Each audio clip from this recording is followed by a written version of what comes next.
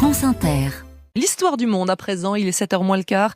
Gallagher Fenwick, une mer et de petites îles pourraient devenir le théâtre d'un affrontement majeur. Oui, cette mer, c'est la mer de Chine méridionale. Elle longe les côtes de plusieurs pays, Chine, Vietnam, Cambodge, Thaïlande, Malaisie, Brunei, Indonésie, Philippines et les côtes de Taïwan. Une immense zone maritime qui regorge d'îles, des centaines d'îlots qui sont autant de territoires disputés.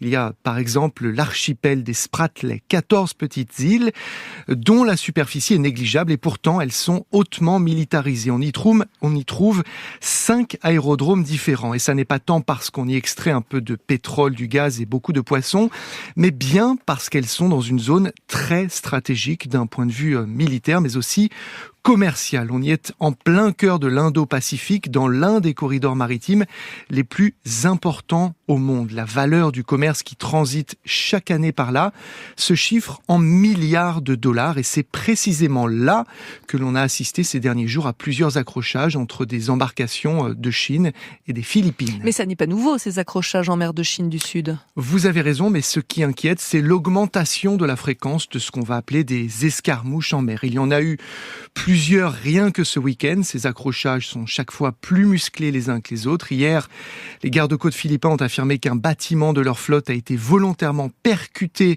par un navire de la marine chinoise. La veille, il y avait déjà eu un autre incident dans cette même zone. Il faut savoir que la Chine revendique la souveraineté de la quasi-totalité de cette mer, ce qui n'est absolument pas reconnu par la communauté internationale. Et comment s'y prend-elle ?